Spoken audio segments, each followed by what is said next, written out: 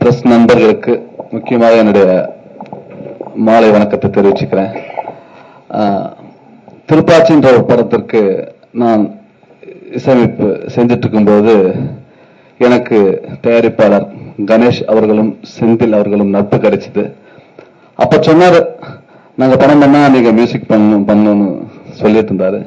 அதுக்கப்புறம் அவங்க ஒரு 2-3 படம் பண்ணாங்க, என்னால சேர வாய்ப்பு இல்லை. இந்த படத்தின் மூலமாக எனக்கு அந்த வாய்ப்பு கிடைச்சது. அதுக்கு இந்த மேடையின் மூலமாக என்னுடைய நன்றியை தெரிவிச்சுக்கிறேன் தயாரிப்பாளர்களுக்கு. அது மட்டும் இல்ல, பசுபதி சார் அவர்களுக்கு அவருடைய நடிப்புல இசையமைக்கிற முதல் படம் இது. ரொம்ப நல்லா வந்திருக்கு. என்னுடைய நீண்ட நாள் கனவு ஜேசுதாஸ் நான் பாட வைக்கணும். நிறைய படங்கள் எனக்கு அந்த பேருந்தில்லி எனக்கு ஜன்னல் ஓரம் அந்த பாடல் கூட நான் அண்ணன் வச்சு பாட வைக்கணும்னு நினைச்சேன்.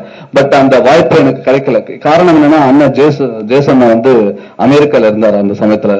அதனால பாட வைக்க முடியாத சூழ்நிலை ஆயிடுச்சு.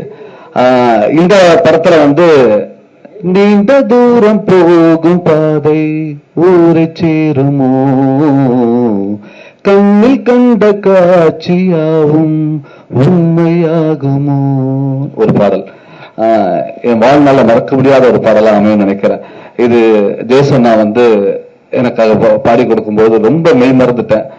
அது காட்சியில பார்க்கும் பொழுது பசுபதி அவர்கள் அந்த நடித்த நடிப்பு மைந்து விட்டு போகவே இல்லை. அந்த அளவுக்கு ரொம்ப நல்ல அந்த பாடல் வந்திருக்கு. அது ஒரு முக்கியமான பாடல் என்றதுனால டைரக்டர் அதை ஸ்கிரீன் பண்ணல நினைக்கிறாரு. அது மட்டும் இல்ல, டைரக்டர் சாரை பத்தி சொன்னா, அவரோட நான் இதுக்கு முன்னாடி ஒரு படம் கருப்பசாமி குத்தைதார் என்ற படத்துல ஒர்க் பண்ணிருக்கேன். கேமராமேன் சார் அவரோட நான் ஒரு 2 படம் ஒர்க் பண்ணிருக்கேன். இந்த படம் முழுக்க முழுக்க கிராமிய மெட்டுகளோடு டோட்டல் எத்னிக் டோன்ஸோட பண்ணிருக்கோம். கண்டிப்பாக இது எல்லாருக்கும் பிடிக்கும்ன்ற நம்பிக்கையோட விடைபெறுகிறேன்.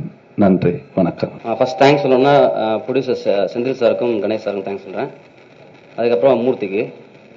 இந்த படம் கமிட் ஆனோடனே கணேஷ் சார் சொன்னார், கதை கேளுங்க அப்படின்னாரு. நான் வந்து ஒரு நாள் ஈவினிங் வந்து மீட் பண்ணேன் மூர்த்தியை. அவர் வந்து நாளைக்கு நம்ம வந்து லொக்கேஷன் பார்க்க போகிறோம் சார்னாரு. ஸோ அது மாதிரி நாங்கள் வந்து லொக்கேஷன் பார்க்க போனோம். போகிறப்ப ட்ரெயினில் வந்து கதை சொல்லுங்கள் அப்படின்னா அவர் வந்து சொல்லலை. சார் நாளைக்கு பேசிக்கலாம் சார்னாரு. திருப்பி வந்து நாங்கள் வந்து ராஜாபாளையத்தில் போய் வந்து ரூம் போட்டு தங்கி இப்போ வந்து ரூமில் சொல்லுங்கள் அப்படின்னேன். ஸோ அவர் வந்து இல்லை சார் அப்படி காரில் போகும்போது நான் சொல்கிறேன் சார்னாரு. ஸோ அப்பையும் அவர் சொல்ல. ஸோ அதுக்கப்புறம் வந்து ஒவ்வொரு இடமா நாங்கள் பார்க்க போகிறப்ப அங்கே ஸோ ஒவ்வொரு லொக்கேஷன்லையும் ஸோ சார் இந்த மாதிரி இங்கே இந்த சீன் சார், இங்கே இந்த சீன் சார் அப்படின்னு சொல்லி இப்போ ஒவ்வொரு சீனாக வந்து நான் வந்து லொக்கேஷன்ஸ் தகுந்த மாதிரி அந்த சீன்ஸ்லாம் கேட்டு அப்புறம் முழுமையாக ஒரு கதையை நான் வந்து ஹியரிங் பண்ணேன். ஸோ ரொம்ப யதார்த்தமான கதை, நல்ல கதை. ஸோ இந்த கதைக்கு தகுந்த மாதிரி நான் வந்து ரொம்ப யதார்த்தமான நேர்த்தியான ஃபோட்டோகிராஃபி பண்ணியிருக்கேன். நன்றி. எல்லாருக்கும் வணக்கம்.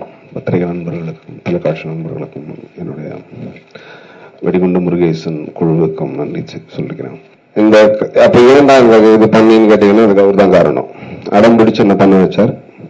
என் நிலவில் அது எனக்கு தோல்விதான். என்னை பொறுத்தவரை பெண்களை ரொம்ப அழகானவங்க நினைக்கிறேன்.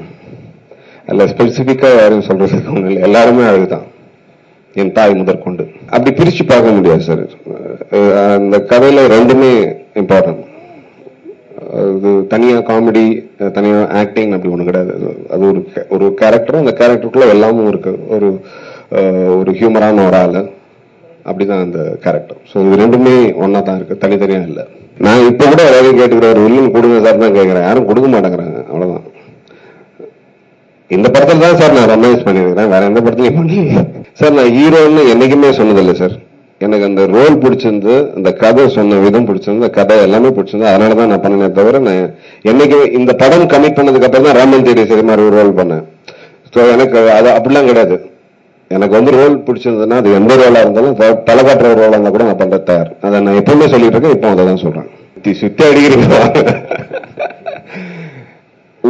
நான் பேசிக்கா டான்சர் கிடையாது சார். எனக்கு கொஞ்சம் தான் நடிக்க தெரியும் சார். நடிப்பை கேட்டீங்கன்னா கூட ஏதாவது சொல்லலாம் தவிர டான்ஸை பத்தி எனக்கு ஒன்றும் தெரியாது. உண்மைதான், ஒன்றும் சொல்ல முடியாது. இப்போ நீங்க சொன்ன மாதிரி நேதாஜி பண்ணலாம், நம்ம ஊரும் ஒத்து வராது. வாவி சோகர்பன் ரொம்ப ஆசை இருக்கு. இந்த மாதிரி நிறைய கேரக்டர்ஸ் இருக்கு. பட் நம்மளை நோக்கி எந்த கேரக்டர் வருதோ அதுல எது பெஸ்டா நமக்கு சூட்டபிள் ஆகும் நம்ம நினைக்கிறோமோ அதுதான் நான் இது வரைக்கும் நான் பண்ணிட்டு இருக்கேன். வடிவேலு கேரக்டரா அலாட்ட ஆரம்பம் வந்து வெடிகுண்டு முருகேசன் அப்படின்னா ஜென்ரலா எல்லாருக்குமே தெரியும் இது ஒரு காமெடியான படம் அப்படிங்கிறது. டைட்டில் கேட்டாலே தெரிஞ்சு போயிடும். வெடிகுண்டு முருகேசனா பக்கா ஒரு லோக்கல் காமெடி தான் இருக்கு. ரொம்ப காமெடியான, அதாவது எப்படி சொல்றோம்னா வெத்தா இருந்தாலும் கெத்தா இருக்கணும் அப்படிம்பாங்கல்ல. வெறுமனே முருகேசனா இருந்தா நல்லா இருக்காது, ஊர்ல எவனும் மதிக்க மாட்டேங்கிறான் அப்படிங்கிறதுனால முன்னாடி வந்து வெடிகுண்டை சேர்த்துக்கிடுவாரு. அது ஒரு பில்டப். பட் படத்துல வந்து கத்தியோ அருவாளோ ரத்தமோ எதுவுமே இருக்காது. முழுக்க முழுக்க 2.5 மணி நேரம் என்டர்டெயின்மெண்ட் பண்ணி சிரிக்க வைக்கிற ஒரு விதமான படமா தான் இருக்கும். வன்முறைக்கு துளி கூட இதுல இடமே கிடையாது. பேரு தான் அப்படி இருக்கு. ஏன்னா அவர் ரொம்ப சாஃப்டான ஆளு. நம்மள பெரிய ஆளா காட்டிக்கிறதுக்காக நம்மளே மீசை வரைஞ்சுக்கிறது இல்லையா, அடிக்கடி வந்து சிவப்பு நம்ம வந்து மீசையை வந்து முறுக்கி விட்டுக்கிறது இல்லையா. அது என்னன்னா நம்ம வீரமும் இல்லையா, வீர மாதிரி காட்டிக்கிறது. அதான் அது மாதிரிதான் அவரு. முருகேசன் ரொம்ப சாஃப்டா இருக்குது, ஊர்ல எவனும் பயப்பட மாட்டேங்கிறாங்கிறதுனால முன்னாடி வெடிகுண்டை சேர்த்துக்கிறது. அது புதுசா எவனாவது பயப்படுவாங்கல்ல, ஏன்னா அவர் பயந்த கேரக்டர், அதனால வந்து அதை தெரியக்கூடாதுங்கிறதுக்காக பில்டப் பண்ணி வச்சுக்கிட்டது. அது ஒரு முழுக்க முழுக்க ஒரு விதமான ஒரு கற்பனை தான் வினையை தவிர அது யாரையும் யாரோட மனசையும் புண்படுத்தணுமோ யாரையும் வந்து நம்ம வந்து அசிங்கப்படுத்தணுமோ அப்படிங்கிற எந்த உள்நோக்கமும் வெளிநோக்கமும் எதுவுமே கிடையாது. ஒரு வித கற்பனை தான்.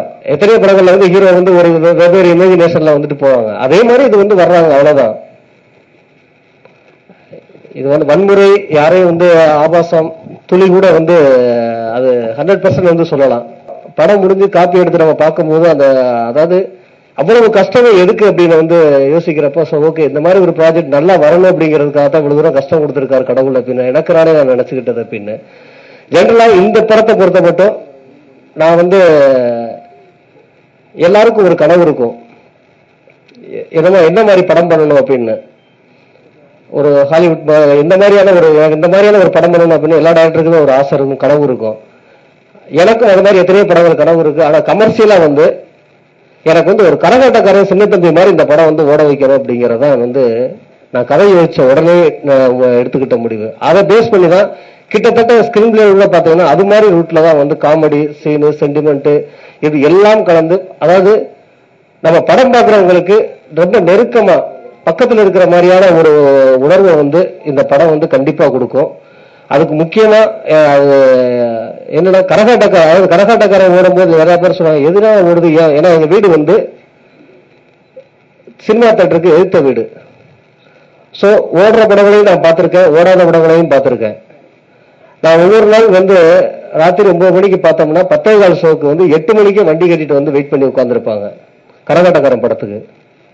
அப்பெல்லாம் நமக்கு தெரியாது. ஆனா சினிமாவுக்கு வரும்போது தான் நமக்கு தெரிஞ்சது படம் வந்து இந்த மாதிரி ஒரு கூட்டமா தியேட்டருக்கு ஃபுல்லா கூட்டமா வர்ற ஒரு படம் பண்ணணும். அப்ப நல்ல படம் கெட்ட படம்லாம் தெரியாது, தியேட்டருக்கு கூட்டமா வரணும் அப்படின்னு நினைச்ச ஒரு படம் பண்ணணும் அப்படின்னு வந்து ஆசைப்பட்டேன். கிட்டத்தட்ட அது மாதிரிதான் வந்து ட்ரை பண்ணிருக்கிறேன். ஒரு கரகாட்டக்காரன், அதே மாதிரி சின்ன தம்பி, அது நல்ல படம். டைரக்டர் ஆனதுக்கு அப்புறம் அது வந்து டெக்னீஷியனா பாக்குறது வேற, ஒரு ஆடியன்ஸா அது வந்து எனக்கு அந்த மாதிரி ஒரு படம் பண்ணணும் அப்படின்னு வந்து தோணுச்சு. சோ அது மாதிரியான ஒரு வெற்றியை வந்து கண்டிப்பா அந்த படம் கொடுக்கும்னு நினைக்கிறேன். அதுக்கு உங்களுடைய ஒத்துழைப்பு இப்ப இருக்கிற மாதிரி எப்பவும் இருக்கும்னு நம்புறேன்.